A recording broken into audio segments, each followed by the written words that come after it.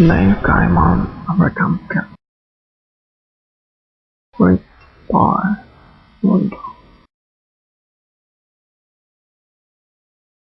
Habit 1 for Travelers.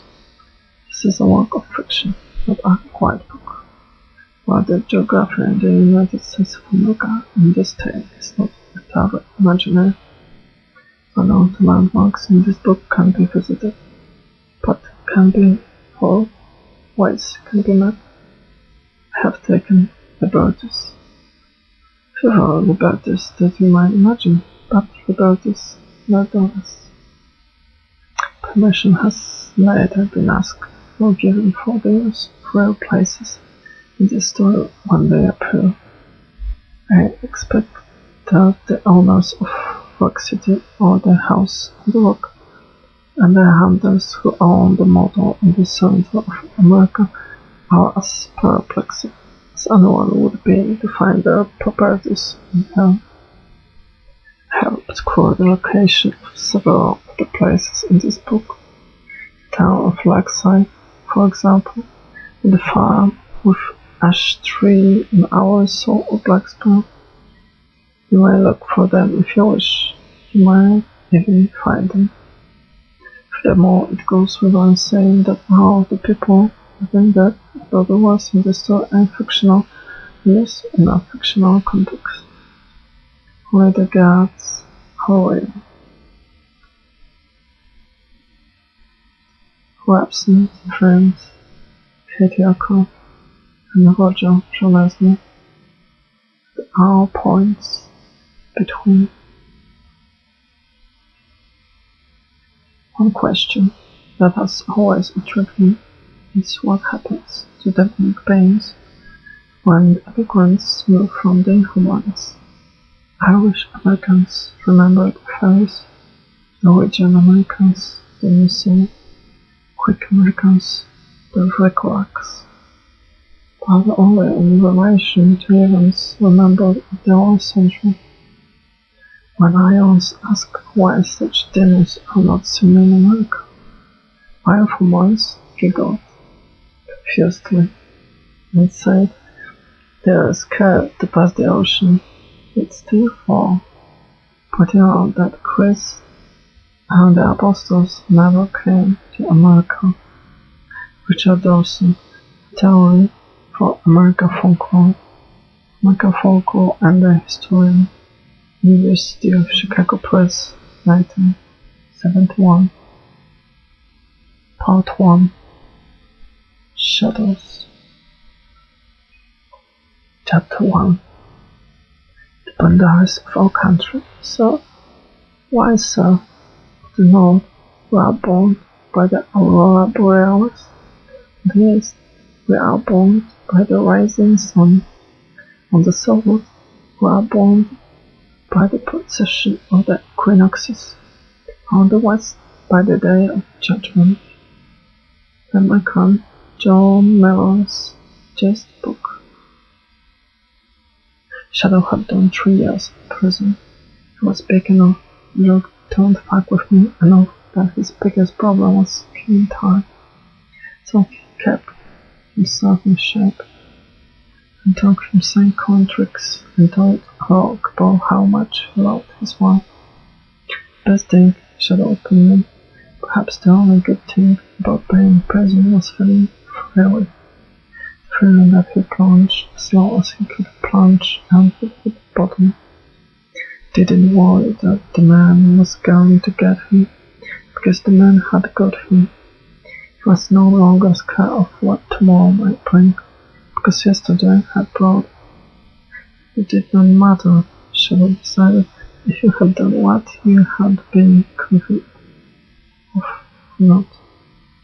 In his experience, everyone he met in prison was aggravated about something. There was always something about the authorities had gone wrong.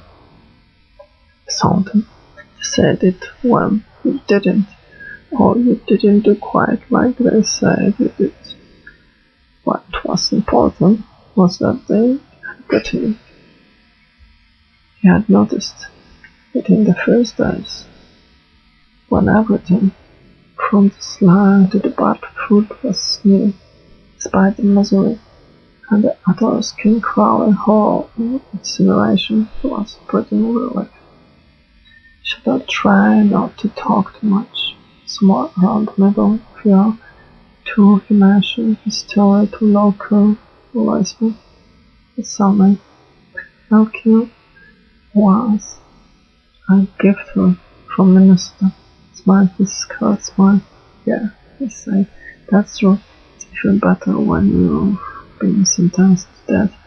That's when you remember the jokes about the guys who kicked the boots off as the news flipped around their necks. Because their friends always told them they die with their boots on. Is that a joke? Asked Shadow. Damn right. Gallows humor, best kind there is. When did they last hang a man in this state? Asked Shadow. The hell should I know? Will Smith kept his own orange blonde hair pretty much could see the lines of the skull. Tell you what, Toad, this country started going to hell when they stopped hanging folks. No gallows did, no gallows did. Shadow shrugged. He could see nothing romantic in a death sentence. If you didn't have a death sentence, he decided then prison was at best only a temporary reprieve from life. For two reasons. First, life creeps back into the prison. There are always places to go further down, life goes on.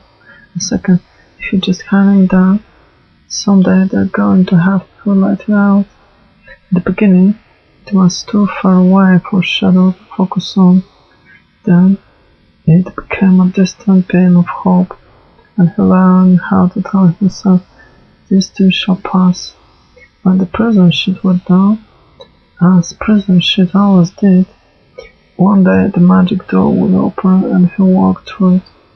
So he marked all the days of his songbirds of North American calendar, which was the only calendar they saw in the prison commissary. And the sun went down, and he didn't see it, and the sun came up, and he didn't see it. Practiced coin tricks from a book he found in the wasteland of the prison library. When he walked out, he made a list in his head of what he'd do when he got out of prison. Shadow's list got shorter and shorter. After 2 years, he had it down to 3 things. First, he was going to the pub, real long, serious soak in a tub of bubbles. Maybe read the paper, maybe not. Some days he talked one way, some days the other. Second, he was going to the tower himself or picking a rope. Maybe the slippers. Lie there are slippers. If he smoked, he would be smoking a pipe but no. But he didn't smoke. He would pick up his wife in his arm. Puppy, she was carrying my car away in the light. What are you doing? He would carry her into the bedroom and close the door. He'd call out for pieces and they get hungry. 2 weeks after he had Laura had to come out of the bedroom, maybe a couple of days later, he was going to keep his head down and stay out of trouble the rest of his life. Then they'd be happy. Okay, Leslie. That day they were walking in the prison shop, assembling bird footing, which was barely more interesting than stamping out license plates. Can no man happy, said Shadow under his that. Herodotus, said Loki. Hey, you Lani. What the fuck's Herodotus?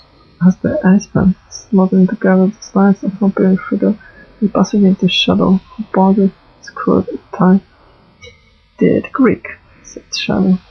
My last girlfriend was Greek, said the husband. The shit her family ate. You would not believe.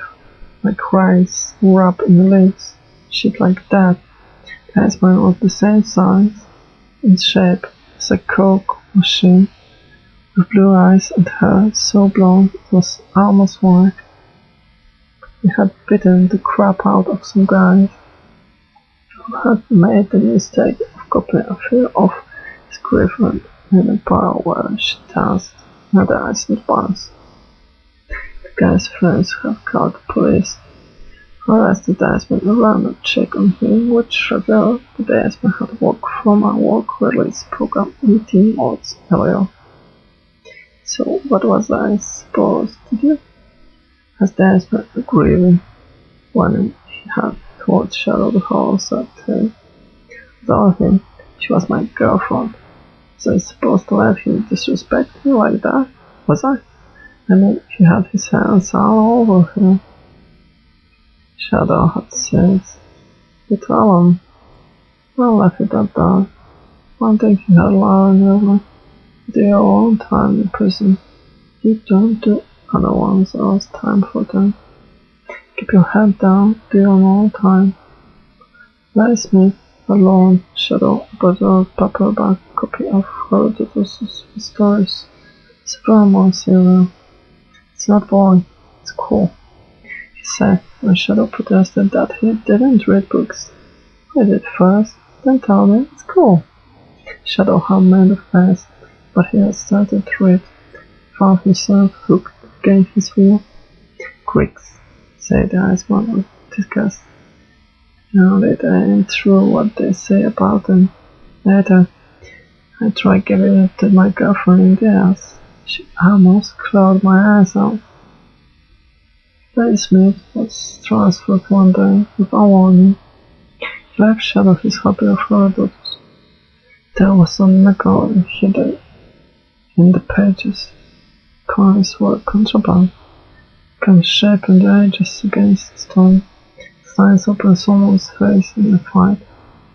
Shadow didn't want a weapon. Shadow just wanted something to do with his hands. Shadow was not superstitious. He did not believe in anything he could see. Still, he could feel disaster hovering above the prison in those final weeks, just as he had felt it in the days before the robbery. There was a hollowness in the pit of his stomach that he told himself was simply a fear of going back to the world, the outside, but he could not be sure. He was more paranoid than usual, and at prison usual is early, and is a survival kit. Shadow became more quiet, more shadowy than ever. He found himself watching the body language of the guards, of the other inmates, searching for a clue to the bad things that was going to happen, as he was certain that it would. A month before he was due to be released, Shadow sat in a chilly office, as a short man with a pour of wine birthmarked on his forehead. He sat across the desk from each other. The man had Shadow's file open in front of him. He was holding a ballpoint pen. The end of the pen was bothering chewed. "You called Shadow?" "Yes," said Shadow. "Right." The man shrugged. "That's the system," he said. "Finances don't go on until December the 1st. Then they go off March the 1st. I don't make the rules." He ran his forefinger down the sheet of paper, stamped the inside, left the folder. "You're 32 years old." "Yes, sir." "You look younger." "Clean living. Says here you've been a model inmate." "I learned my lesson, sir." "Did you really?" He looked at Shadow intently. The birdman, his full head lowering. Shadow thought about telling the man some of his stories about prison, but he said nothing. He nodded instead and concentrated on appearing properly remorseful. "Says here, you've got a wife, Shadow. Her name's Laura. How's everything there?" "Pretty good. She's come down to see me as much as she could. It's a long way to travel. You write, and I call her when I can." "What does your wife do?" "She's a travel agent." Since people all over the world. Have you met her? Shadow could not decide why the man was asking. Considered telling him it was none of his business. Then said, she was my best buddy's wife's best friend. They set us up on a blind date. We hit it off. They've got a job waiting for you? Yes, sir. My buddy Robbie, the one I just told you about, he owns that Moscow farm, the place I used to train. He says my old job is waiting for me. They both rise. Really? Says he figures I'll be a big draw. Bring back small timers and put the entire crowd who want to be taught. The man seemed satisfied, chewed down off his ballpoint pen, and turned over the sheet of paper. How do you feel about your offense? Sidon shrugged. I was stupid. Say a minute. The man with beard marks signed the ticker of a number of items on a checklist. Then he riffled through the papers in Shadow's file. How are you getting home from here? He asked. Greyhound? Flying home.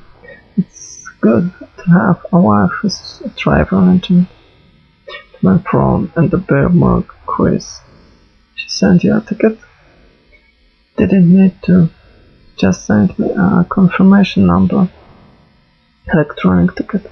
What I have to do is turn up at the airport in a month and show them my ID, and I want to hear. The man nodded, scribbled one final note, then closed the file and put down the ballpoint pen. Two pen hands rested on the grey desk like pin animals. He broke his hands close together, made a stipple of his forefingers, and stared at Shadow with watery hazel eyes. You're lucky, he said. You have someone to get back to. Got a job waiting for you. You can put all this behind you. Get a second chance. Make the most of it. The man did not offer to shake Shadow's hand as he rose to leave, nor did Shadow expect to. The last week was the worst. In some ways it was worse than the whole 3 years put together. Shadow wondered if it was the weather, oppressive, still and cold. It felt as if a storm was on the way, but the storm never came. He had the jitters and the heebie-jeebies, a feeling deep in his stomach that something was entirely wrong. In the exercise yard, the wind gusted.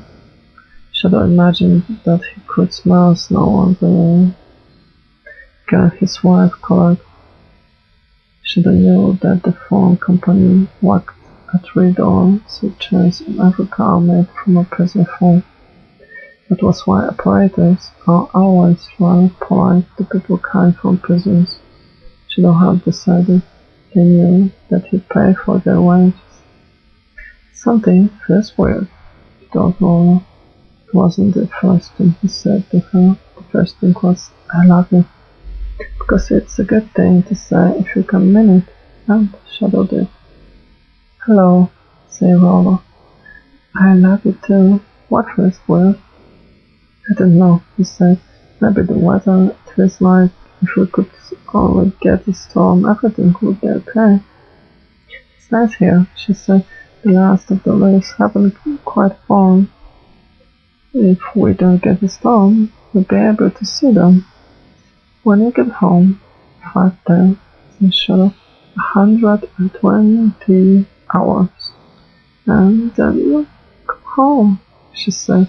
Everything's okay there, nothing wrong. Everything's fine. Sam Rabbit and I were playing your surprise welcome home party. Surprise party? Of course. You don't know anything about it, do you? Not a thing. That's my husband, she said. Shadow realized that he was smiling. He had been inside for 3 years, but she could still make him smile. Love you, babes, said Shadow.